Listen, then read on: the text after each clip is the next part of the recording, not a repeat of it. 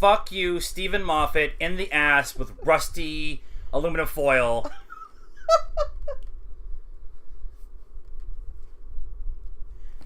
That's it. You have anything to say? Hi, everyone. This is Sean. I'm Janice. And we're the pop culture cult who is extremely pissed off right now. This is our Doctor Who review. I'm going to do my best to stay positive. It's a spork, by the way. Alright. So that was the season finale of Doctor Who.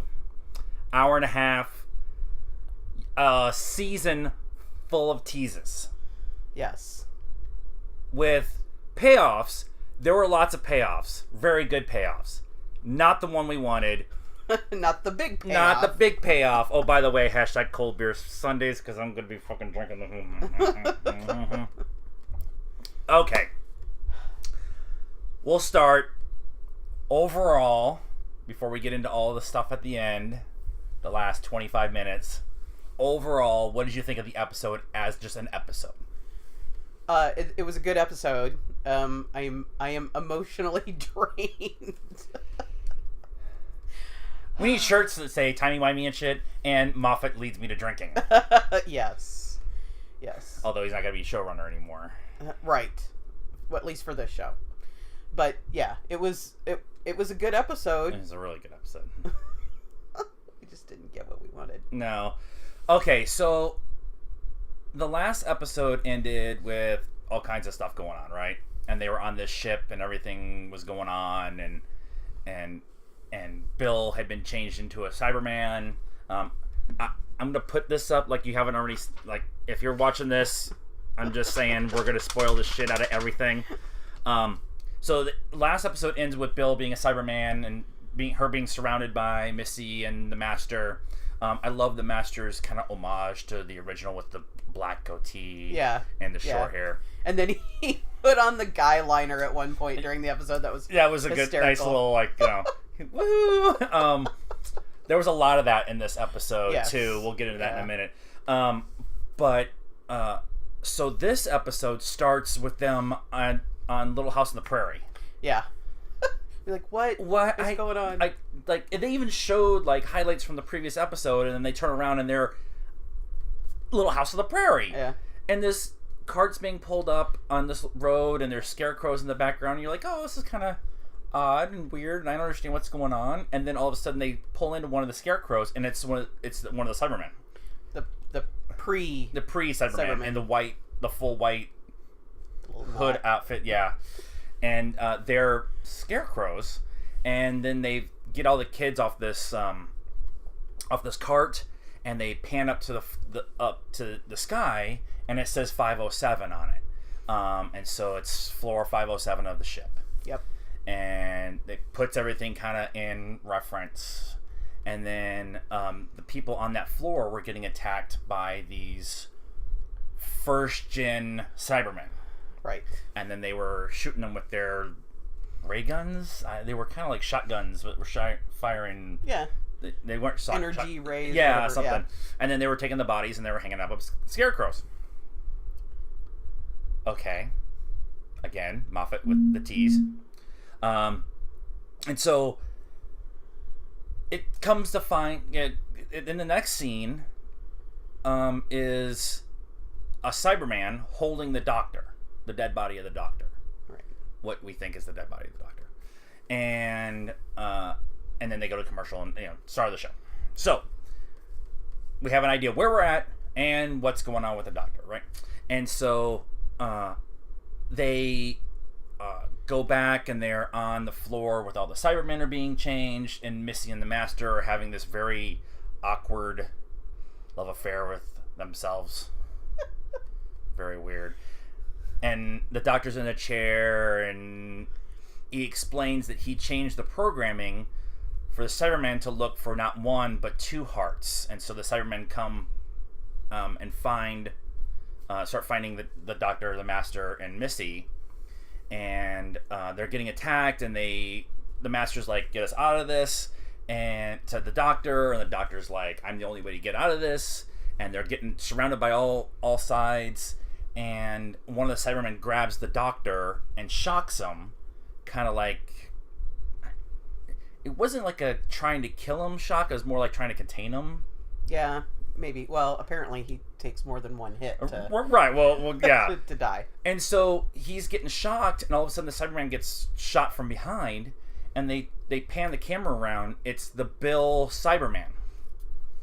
And Nardal shows up with shuttlecraft. Well, and you forgot, they did like a flashback of them in the changing theater. What was it called? The conversion theater. Conversion theater, yeah. Where we left off, and there's a scuffle, and Missy hits the doctor in the head, and he goes down. But as he goes down, he kind of places his hands on the computer, and that's how he changes the programming. But he looks out the door, and Nardal is running away. Right. And so you think Nardal's leaving him, except then he gets on whatever his communicator, his sonic screwdriver communicator thingy, whatever. And he's like, Nardal, have you been busy? And then he shows been useful. up. Have you been useful? Have you been useful? And then he shows up with the little shuttlecraft. So they get everybody on the shuttlecraft, and they blow their way through all the levels, and they get to 507, and they crash, and then they show the scene where Bill's holding the doctor and the Master and the Missy and Nardal get off the boat, and they end up defending this little house in the prairie from the Cybermen, who end up being so much further along in their process because they're lower in the boat in the ship that they have done a long time for them. Yeah, so they've done the full upgrade to the full military specs. The doctor decides to defend this place, and they find a doorway to a service shaft to get to one of the other floors. Well, no, they find a doorway. So they find the lifts. They all that's right. They use their sonic screwdrivers and unhide the lifts, and there's like 4 or 5 of them. But they can't, because of time, if they get everybody in the lift and go up, the Cybermen are going to have figured out how to have gotten to them by the time they get there, even though it's seconds or minutes for them. It's going to be years for them. So they can't do that. So somebody's got to stay and fight the Cybermen while they try to get as many of the kids out. And so then they find the service door, which basically ends up taking them out to the lifts. To the lifts, right.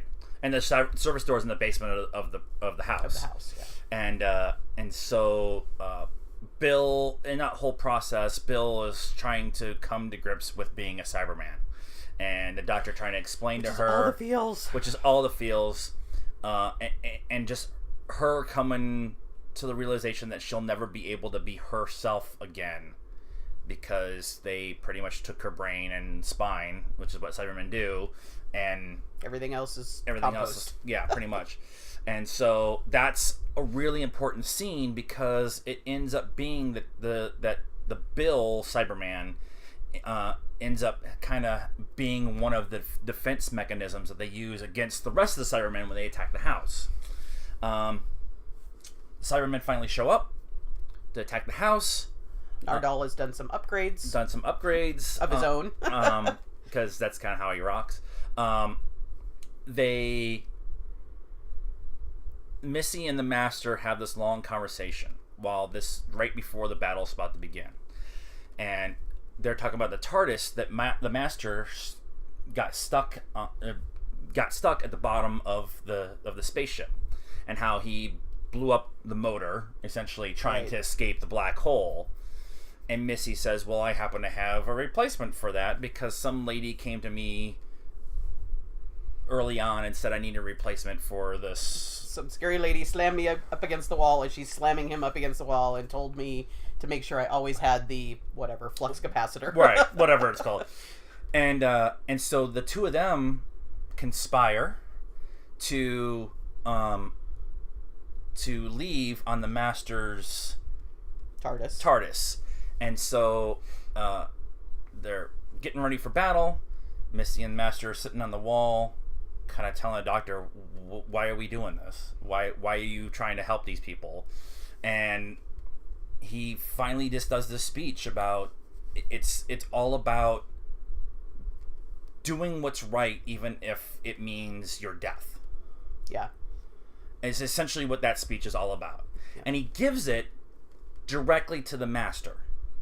Not to Missy. Not to Missy. But Saxon. But Saxon. And so the speech is to him the whole time, but they keep panning to this shot over the back shoulder of the doctor looking at Missy, and you can see it in her eyes, like the speech is for both of them, but she's the one that's kind of feeling it. It, whatever. The Master finally says, I didn't hear a thing you said. This is the face that didn't care what you say or whatever, and walks off. And the doctor grabs Missy's hand and asks her to stay. And you see her look down at his hand like, why are you grabbing my hand? This is weird. And she says, pretty much, screw you, I'm going with myself. And they go to the lift. And we'll finish this part of the story so we can kind of get to the other parts of the story. So, they get to the lift. They're going to go down, get on the Master's TARDIS, fix the motor, bug out. Missy talks the Master into a hug, and she stabs him in the back. And Et tu, Brutus, et tu. Yeah.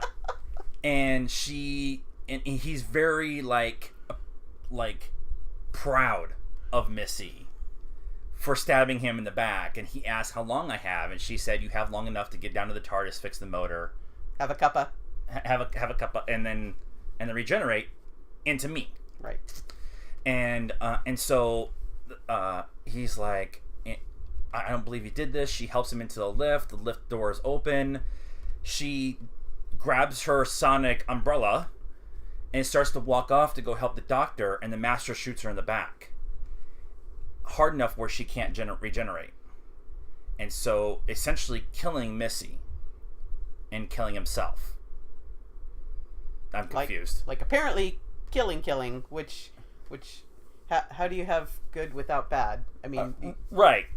How do you kill off the Master? The Master is the yin to his yang. Yeah, and so they actually sit there dying, laughing at each other. And that's the first of the group to kind of exit the show. Yeah. And the Master, it goes down the lift, and he's going down the whole time laughing, and Missy's laying in the field laughing, in the field laughing, and she dies in this really cool pose, by the way. Well, go out in style. Yeah. So Missy is dead. The Master's got to go regenerate into Missy, who ends up dying at the Master's hands. We go to the farmhouse. There's a long conversation between the Dr. Nardell and Cyberman Bill about somebody has to stay and blow up the floor to stop the Cybermen. Nardell needs to take the kids and the rest of the adults to a few levels up and defend from there as long as they can. There's a conversation that I need to go do some research on, because there's a ton of Easter eggs in this show, and one of them is him telling him, "You're the only one strong enough." I'm the one that's stronger, or of the two of us, who's stronger? Yeah. And Nardell kind of like stops and thinks about it for a minute, and he's like, "I hate you." Yeah, that's not fair. So I'm not sure. You know, is he talking about, because he's a robot, right? From here down, is that what he means? Yeah. I'm not. So I need to do some research on that. Yeah. So they have this long conversation. Cyberman Bill decides to stay with the doctor, and they take as many people as they can, and Nardell leads them to the promised land, essentially. to the lifts. To the lifts, so they can get up a few floors and they can defend from there, which will be several years for that. It'll be hundreds of years for the Cybermen, and most of their race will be taken out when the Doctor blows up 507, and which leads to Nardell being kind of the prophet, and he actually even says, "I'm going to name a town after you." And it's going to be a crappy town. And it's going to be a crappy town and maybe a pig. they all leave. The Doctor and Bill go on this killing spree. Cyberman Bill talks to the Doctor about, I don't really have anything to say. I love you, essentially, but not really saying I love you. And then she says something to the fact of, you do understand that I like girls and of people of my own age. And he says, yes. And she says, thank you. And runs off. No, she said, that's all. That's good. Something like yeah, that. Yeah. And she runs off. She laughs and she Yeah. And so and the Doctor kind of gives us like inquisitive look. And it was almost like a thank you for not trying to be a love interest for me or whatever. Yeah. It wasn't my thing, right? So Bill goes to the back of the house, the Doctor goes to the front of the house, the Doctor's running around, he's blowing up these fuel lines in the floor, which are blowing up the Cybermen. He finally gets surrounded, gets shot again, and he says, I'm the Doctor, and one of the Cybermen that shoots him says, doctors are not needed, and shoots him again. And then and the Doctor says, no, I am the Doctor. I'm the original. Foreshadowing. And the Doctor finally just blows up the entire floor. And so the whole 507 floor is blowing up with all the Cybermen there and essentially killing them all off. And the Doctor's laying there, and you could see the explosion in his eye.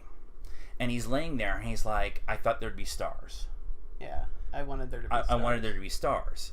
And throughout the episode, there was always this conversation of, I've only got a short time to live. The episode again started with the Doctor talking about dying, and the Master and Missy talking about the Doctor dying. Like every episode has started with this kind of weird conversation of the Doctor dying. Yeah. So Doctor's laying in this ruined field of charcoal, essentially, splayed out, and Cyberman Bill somehow survives.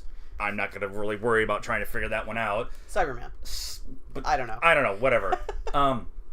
Walks over and goes to her knees. Now, throughout the episode, they would go back and forth with Bill being Bill and Bill being the Cyberman. And depending on the edit, they would go back and forth between the two, right? Yeah. So, they get to a point, the Doctor's laying there, Cyberman Bill walks over, goes to her knees, grabs his chest, starts crying. Crying, if there's tears, there's hope, which is one of the things that the Doctor tells Bill, and then Bill tells the Doctor later on. And so she's crying. Cyberman Bill is crying over the dead Doctor's body. Dead Doctor. And then the girl from the very first episode, fucking Moffat, who got sucked into the freaking water, made one of the water beastie thingy, I don't even remember what they were called, pops up out of the water, and she's the one with the star in her eye. Bill gets the star in her eye, and then all of a sudden she pops up. Yeah, and so the girl from the very first episode that Bill had the hots for shows up, and she says, I've always been with you. Remember when I gave you my tears? And that was actually how that episode ended, was the freaking water girl with the star in her eye walked over and kissed Bill and gave her tears. And she's like, as long as you've cried, I know where you were. And she fucking shows up out of this puddle of water. Fucking Moffat! From the beginning, you knew! From the very beginning, you knew. So she's like standing there, and Cyberman Bill's standing over the Doctor. The star-eyed water chickie is standing behind her, and then all of a sudden Bill is out of the Cyberman suit, standing there looking at the girl. And she goes, am I dead? And she walks over and gives her a kiss. She's like, do you feel dead? And Bill's like, no. And she turns around, and the Cyberman suit falls over. She sucked her out of the freaking Cyberman suit and rebuilt her. I'm not even to the big hand movement stuff yet. So, oh my god, this chick, who is apparently like a god, or I don't know, Stardust or whatever, says, I can make you however I want. It's just rearranging atoms. And she's like, Bill's like, what? So then Now we're getting to the good stuff. So so then Bill says we can't leave him here, and she's like, absolutely. And so there's like this shooting star scene through like a galaxy or whatever, and they're on the TARDIS, and it's the Star-Eyed Girl, Bill, and Dead Doctor, sprayed out with his coat open so you can see the red interior. Yeah. And he's all dirty. And the Star-Eyed Girl is walking around, and the Bill says, how do you know how to drive this? And she says, I'm the pilot. Yeah. I can drive you. What does that mean? Now I'm like, she cannot be the Doctor from the fucking... No, she's the water chick. So they have a conversation, and the Star-Eyed Girl, water tart, Lady of the Lake, whatever the hell. It's very British, by the way. It is. They have a thing with water. They do. Well, they're surrounded by it, and it's like, size of California. So, that's true. So they have a conversation, and essentially, the Star-Eyed Girl opens the door to the TARDIS and says, I can take you wherever you want to go. And Bill's like, anywhere, as long as I'm with you, it's okay. And she walks over to the Doctor, the Dead Doctor, and leans over and says, I'm going to miss you, essentially, is what it was. And she cries and drops a tear on his forehead. And she went to go wipe it off, and she kind of stopped herself and smiled and said, when there's tears there's hope. There's going to be all kinds of shirts around saying that. So, yes. They go up to the door. The two of them grab hands. Bill says, I've been through a lot since the last time I saw you. Let me take you somewhere. And they jump out of the TARDIS, and they're gone. I would like to point out that Bill finally got the girl. Finally got the fucking goddamn it. So, Master and Missy have killed each other. Nardell's run off to be the prophet to lead the children to the promised land. Bill's gone off with this watery tart. And now the Doctor's laying in the TARDIS. And his hand, where the teardrop starts, where the regeneration starts. And he pops up. And he starts saying, and I was fantastic. I don't want to go. I remember the time I was the Doctor. And we're two of us are like, you cannot do that. You cannot use everybody else's lines. He's saying all the lines from all the Doctor when they regenerate. And the whole time, and he starts fighting it. And fighting it, and the regeneration starts, and he stops it, and the TARDIS stops. And he's like, I do not want to go. I am not going. You cannot make me go. I do not want to regenerate. And this is the first time that I remember a Doctor fighting the regeneration. Yeah, well, I mean, David Tennant, he, I wouldn't say fought it, but he maybe extended it so he could go back and say goodbye to everybody. Yeah, but yeah, not the, no, I don't want to do this. Yeah. Yeah, it was a straight out, I am not leaving. You cannot make, I'm done changing. I don't want to change anymore. I want to be me and never change again. Yeah. And the TARDIS stops, and the Doctor's like having a hairy conniption fit, for lack of a better term, just talking about how I don't want to change. And I don't care where you put me, I'm not going to change. And he walks outside and closes the door, and the TARDIS is empty. And that's when I thought, the door's going to open, and the new Doctor's going to walk in, and you're not going to see the regeneration. That's what I thought was going to happen. We'll get into my theories about what's going to happen in a minute. Then they go back to the outside of the TARDIS, and it's the scene from the Snowy Planet where the Doctor is regenerating. Right. Which was like beginning of last episode. And he stops, he like slams his hand into the snow and said, I am not regenerating. I'm going to stay me. I am the Doctor. I am the Doctor. And there's a voice in the background. And he says, you're not the Doctor. And now this is where I have to get like interesting. Peter Capaldi, as the Doctor, leans up and says, I hear you, who are you? And the voice in the background says something of, I'm the original. And you're like, what? And this figure comes out of the snowdrift and comes and stands in front of Peter Capaldi, and it's William Hartnell. Who played No, the original Doctor. Well, okay. It's the guy who played William Hartnell in the making of the first Doctor. Right. And there's you have to be you. People who don't who right. don't know that he played him in the story about the first Doctor and like how they got the first Doctor. And he looks like him, he sounds like him, he moves like him. He is the regeneration of William Hartnell. And I will look it up right now because the you're gonna have to talk for a minute because it's just. And I think isn't it the guy that plays the keeper of the school in Harry Potter? Yes. So the custodian guy with the cat in Harry Potter. I had it saved earlier, and my phone is not letting me do it. But of course not. but the thing that keep kind of I don't care enough about it. Anyways, the original Doctor, the ghost of the original Doctor showed up to tell Peter's Doctor, that he is not the original Doctor. I'm the original Doctor, and the episode ends. But is it the ghost?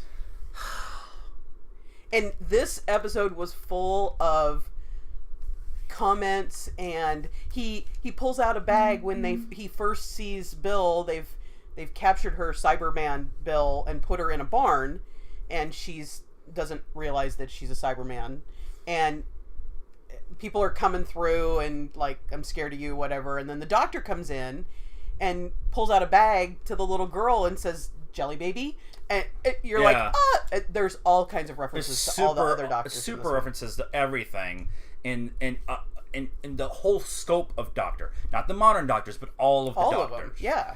And I didn't see a scarf, but I'm sure there's one hanging on a wall somewhere. Somebody with a question mark on, and there had to be celery somewhere, right? Yeah. So there's just all these kind of references and things, and then the episode ends and it says we'll see you at Christmas, and so we have still no idea who the Doctor is, who the new Doctor is.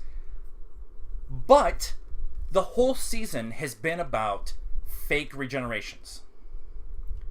Even at the end, where he fake regenerates like 4 or 5 times, it's still that's the whole comment of I refuse to regenerate. The whole season has been about I refuse to regenerate. I refuse to go. It's been a fake out the whole season. Capaldi's coming back. Nope. It's going to be a woman because they've made multiple references. The whole conversation between Saxon and Missy about Saxon says something about is this the future, and Missy's like, welcome to the girls, or power to the women, or something like that, and multiple references of it's gonna be a woman. There was a couple times where we kind of leaned over and looked at each other like the next Doctor's gonna be a woman. Yeah. Now I thought for a hot second that it would be Tennant, and because Tennant has said, and Matt Smith both have said, I would go back to play the Doctor. Like if they asked, I would go. And so I thought it would be kind of an interesting 1 season, completely off the rails. He regenerates as himself, and it's like scatterbrained the whole season. I still want Rupert Grint, Ginger. We have to have a Ginger. Maybe be a Ginger girl. It might be a Ginger girl. That would actually make complete sense. But this is probably one of my more favorite episodes. Yeah, and the regeneration ones always are. And they usually are. And I made a comment about Moffat is making me feel for the Cybermen because of Bill and Bill being the Cyberman. Although one of the things I did say is now that she's off with this watery tart star-eyed girl, that she will show back up at some point in time next season. And you said Nardell. And Nardell they will probably go back to save Nardell at some point in time next season, get the kids off the ship or whatever. Yeah, or you'll see them on down the line, right? And already saved and somewhere else. Right. Not on the ship. Although they never went to Pompeii and explained the Pompeii stuff. They never explained right after Doctor regenerated into Capaldi. there's the episode with the dinosaur in Victoria, London, and he looks at the water and says, "I remember why I changed into this face." I remember this face. Why did I change into this face? Yeah. I remember this face. Yeah. And But it's Moffat, and he's the king of starting things and never finishing. Yeah, them. it's happened a lot. So there was a lot of references this season too,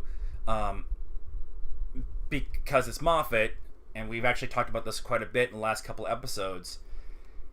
Things that happened in the first few episodes that we were like, makes sense at the end of this season. the emoji robots still don't. I still don't understand that episode. That's the only one that really doesn't have any connective tissue to anything else that I can think of. Maybe it's character builder for Bill, I guess. I mean, that's know. the only thing I can think of. I have questions about the death of Missy / the Master. How can you can't not have a Master? Yeah. I don't know. So, I know this is a lot. We probably still have a lot we want to talk about, but it's in the grand scheme of things. This episode fucked us. We talked about this last week after at the end of the review that we would both be really, really upset if we didn't find out who the Doctor was at the end, and we have to wait till Christmas. It's July 2nd. We have to wait 6 months to find out who the Doctor is, and I just as much as I like the anticipation and everything that's going on, this is one of those times where I'm like, no, I want to actually know. But I want to know through the show. I don't want to go find it online somewhere. Yeah, and I think that, we've got 6 months, and so the chances that it's going to leak. It's going to leak, and we're going to find out about it.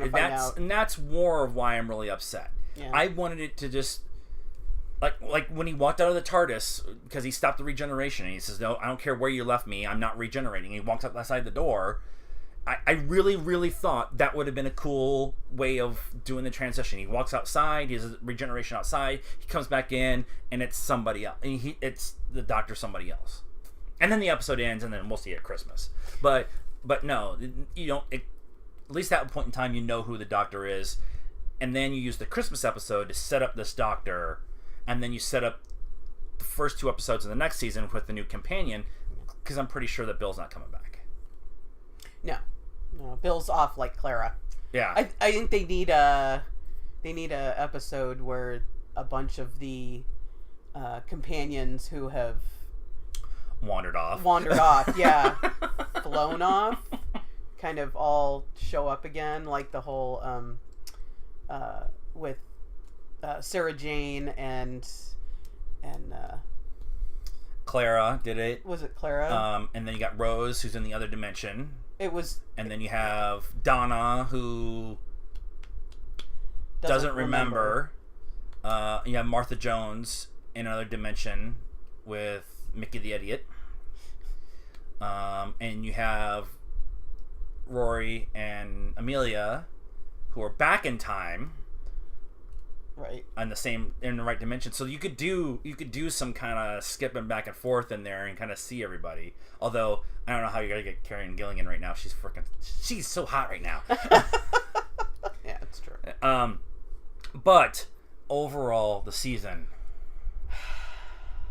it was outside of your frustration of not knowing who the Doctor is and everything has happened. It was good. We're gonna have to go back and rewatch it. Obviously, I mean, we've rewatched, seasons multiple times. And whenever there's a freaking marathon, we end up watching it and stuff. And... so we're gonna have to go back and rewatch it, kind of binge watch it all together, and that helps. Try to put it all together and stuff. Yeah.